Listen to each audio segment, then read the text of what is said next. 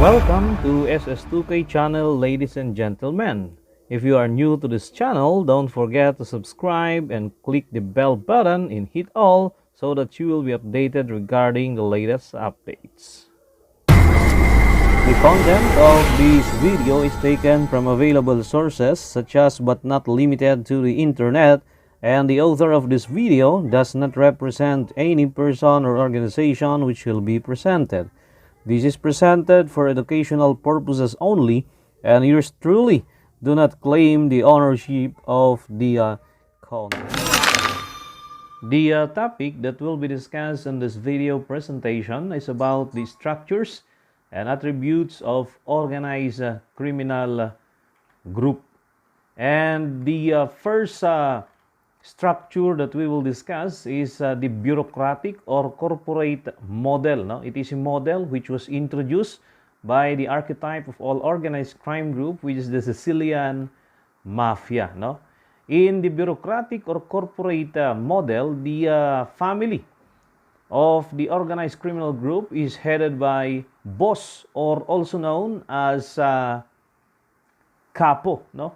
And the underboss is also known as sotto capo. The captains are also known as caporegime, and the soldiers are also known as soldata. And the consigliere serve as the advisor to the boss, no? The boss, the don, the king, the dictator is the head of the organization. The boss is dictator or king and has the power to order anything and everything from anyone in the entire organization. The boss rules the organization with an iron fist. He makes all important decisions, much like a CEO or a chairman of a company, no? And the underboss or the lieutenant is the second in command in the empire and the organization hierarchy of the crime family.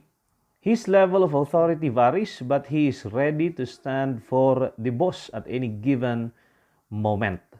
He is the second most powerful man in the organized criminal family or organized crime family. He has the power and control over the captains, soldiers, and associates, and he runs the bosses and the organization's day-to-day operations and business, and keeps all the capo, soldiers, hit squads, and associates in line, and make sure that everyone with the crime family does their job and follows the boss's commands, and is in make sure, or she will be the one to make sure that the empire runs smoothly for his or her boss, no? And is in charge of keeping track of the organization's finances, operation, and businesses, including keeping the money flowing to the boss and protecting him at all costs. The boss is the only one that has complete power and authority over the underboss. The captain or caporegime is the captain of large crew of soldiers, hitmen, and associates. The captain heads a large crew of anywhere from 15 to 3,000 soldiers, hitmen, and associates, and can order them to do absolutely anything. The captain reports directly to the boss or underboss, who hands down the orders, directions, and instruction. He is very powerful and has the power to order his crew to do anything and everything he or she desires. And commonly, a caporegime is the head of a certain municipality or city, as the case may be. While the soldiers, soldata or wise guy or men of honor, untouchables or made men, are the lowest ranking members of mafia. The grants of the organization, generally speaking, they are the one who get money or who run the business, for the organization. generally sticking out their neck in hope of making the name for themselves by demonstrating their loyalty to the organization and boss and protecting the organization at all cost. Soldiers are used to commit murder, beating, torture, assassination, bombing, arson, kidnapping, extortion, death threats, blackmailing, bribery, witness intimidation, jury intimidation, and extortion. They are the workers for the organization that work on the streets, no? Making a lot of money and killing a lot of people for the boss of the organization. They only have two jobs, which are to make a lot of money and kill a lot of people for the boss and for the organization. As a soldier, you must be willing to always put the crime family above everything and anything, even if your wife is about to give birth, or your mother, father, wife, or children is on their deathbeds, or you're at the funerals. You must drop everything to serve the boss and the crime family. Once you become a made man or the soldier, you are a member for life, and only way out is death. No? Then the consigliere or chief advisor or counselor is the boss right hand and trusted confidant. The consigliere is very powerful in the organization, and he plays one of the most important role in the organized crime family. He is a close and trusted friend and the confidant of the family boss for strategic information, diplomatic counsel, and sound advice. The consigliere is the mediator and disputes within the crime family and often acts as a representative or aide for the organization in meetings with other crime families, rival crime families, and important business associates. The consigliere's job is to bribe politicians, law enforcement, and government officials to protect the organization and to be consultant to the crime family. That's why usually the consigliere in the modern crime family is a lawyer, no? Or usually a lawyer. And of course, the consigliere used his diplomacy to keep the underlings, such as the captain, soldiers, and associate in line. The consigliere is someone who the boss trusts and goes to for advice, counsel, or information regarding the organization, finances, operations, politics, rules, grievances, disputes, or business. No? The second organization that we will discuss is the Uyabun Kubun.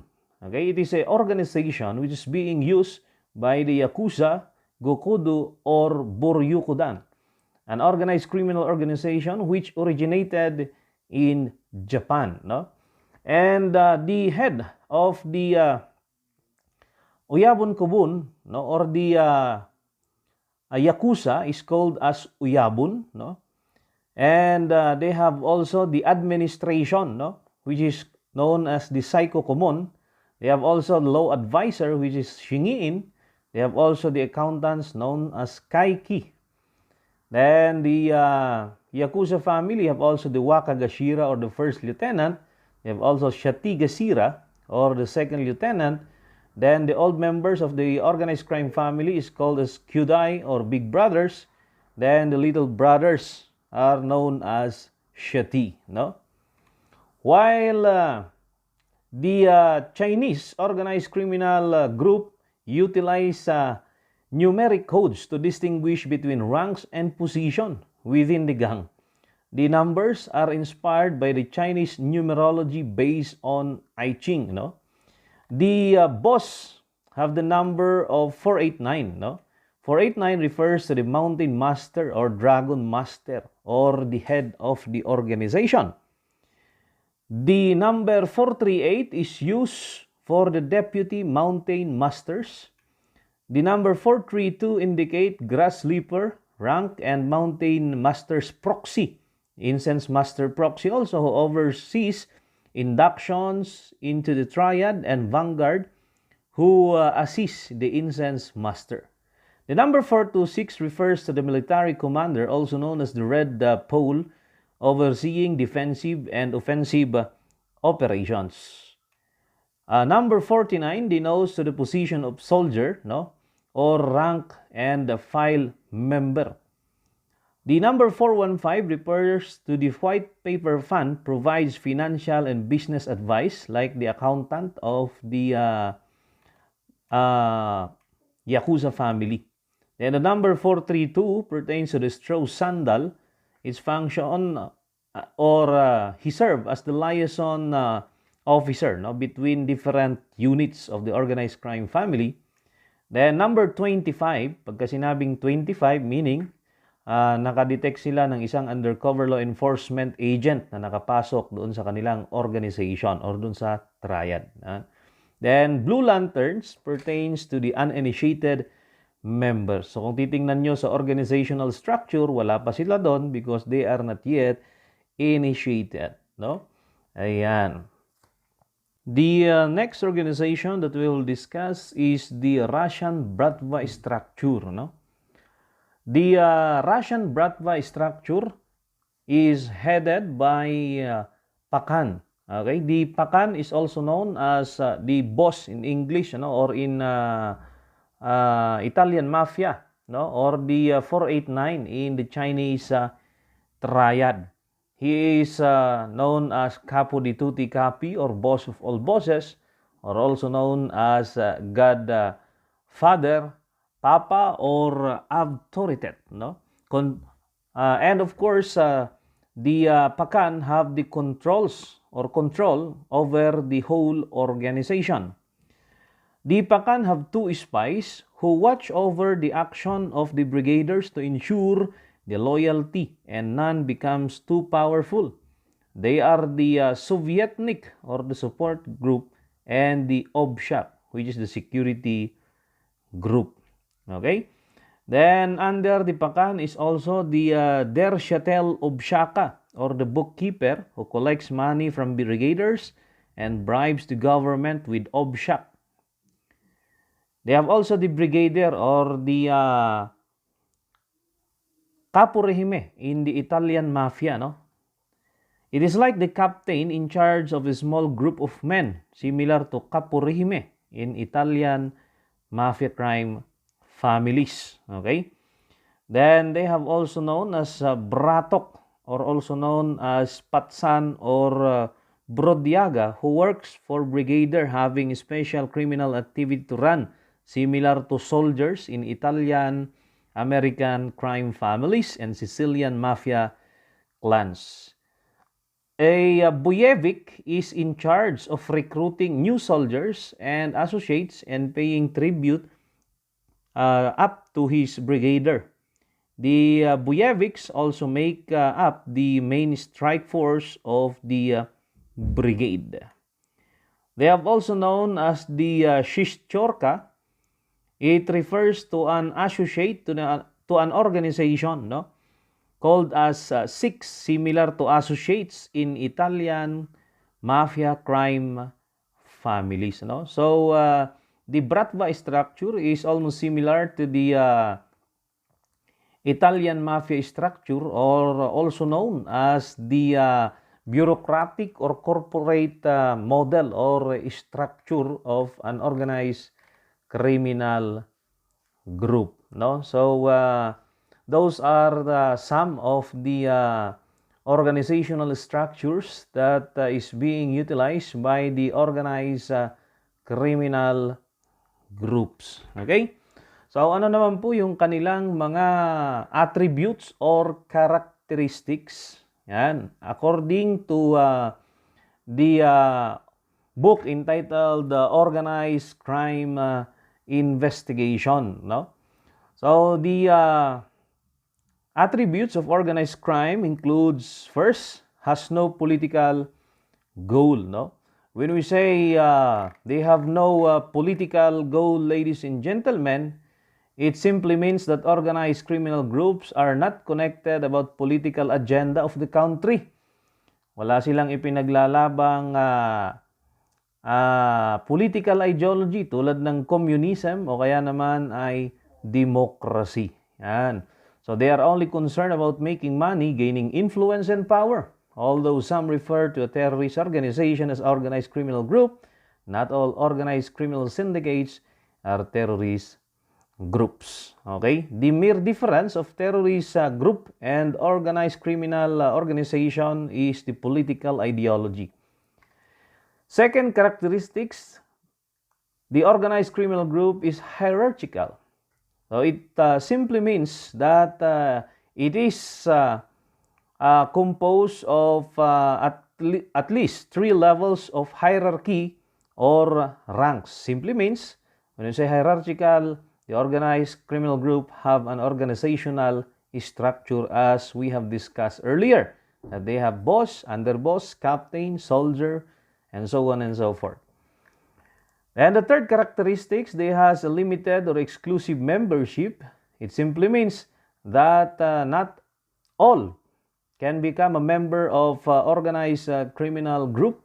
If you want, you need to prove yourself. And one of the common way to prove yourself that you are really interested in joining an organized criminal group is that you should kill someone, no? Yan, without hesitation.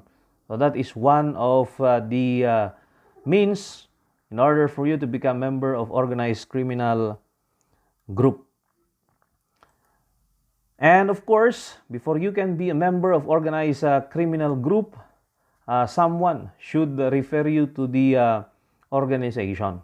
Okay? So in short, hindi po basta-basta pwedeng makapasok. Bakit natin pinag-aaralan yung characteristics or attributes of organized criminal group? Para kung kayo ay naging pulis na at maging DPA or Deep Penetrating Agent, alam nyo na hindi po ganun kadaling pumasok sa grupo. No? Kasi kailangan nyo pa na pumatay, kailangan nyo rin ng tao na magre-refer sa'yo or magpapasok sa'yo doon sa organization. Yan. Then, fourth characteristics, perpetuates itself. Simply means that the organized criminal group exists continuously. No? The group or the organized criminal group was formed in 1900s. But up till now, the organized criminal group is still operating, meaning there is a continuous or continuity of existence. Okay, so that is the meaning of perpetuates itself. Okay, so makikita nyo may namamatay na miyembro ng organized crime group pero may pumapalit. No? And we have also the fifth attribute. They demonstrate specialization or division of labor. Napakasimple, ano? Bawat miyembro ng organized criminal group ay merong kanya-kanyang trabaho. Okay? So they have their own specific task which is given to them. May mamamatay tao, may tagagawa ng droga, may taga suhol sa mga opisyal, no, for the existence of the organized criminal group. Number 6, the organized criminal group is monopolistic. When you say monopolistic, kailangan isang grupo lang ang nag-ooperate sa isang lugar. It simply means that they eschew competition. They don't want competition. Okay? Simply saying, an organized criminal group doesn't want any competitors. If they are drug dealers in the entire place, then they should be only the dealers in that place. Pagka may nagdi-deal na iba doon sa lugar, then anong nangyayari? Nagkakaroon po ng tinatawag na mafia war, no? So monopolistic, only one organized criminal group should operate in one place. As simple as that. Number 7, it is governed by explicit rules and regulation. The rules of organized crime is somehow crazy. Aside from they consider the crime family as the top priority over another, kahit asawa mo, anak mo, or kung sino man, they have also the so-called Code of Omerta, or also known as the Code of Silence. Wherein, kapag ka na-violate po yung omerta, ang kaparusahan po nito ay vendetta. Papatayin, hindi lang ikaw, kundi yung buong angkan mo. So, kung gusto nyong mapanood, yung pong example po ng omerta, panoorin nyo yung pelikula na entitled Colombiana. Okay? Then we have also the 8 characteristics, willingness to use illegal violence and bribery. The organized criminal group maintains the use of violence and bribery to maintain their illegal business operation. They are willing to bribe public officials, police officers, and other people. That's why the organized criminal group or organization maintain a budget for bribery purposes. No? So those are the characteristics or attributes of organized criminal groups, ladies and gentlemen. And I hope that you have learned something from this short video presentation. And if you have learned something, don't forget to subscribe and click the bell button and hit all so that you will be updated regarding the latest uploads. Thank you very much, and God bless you all.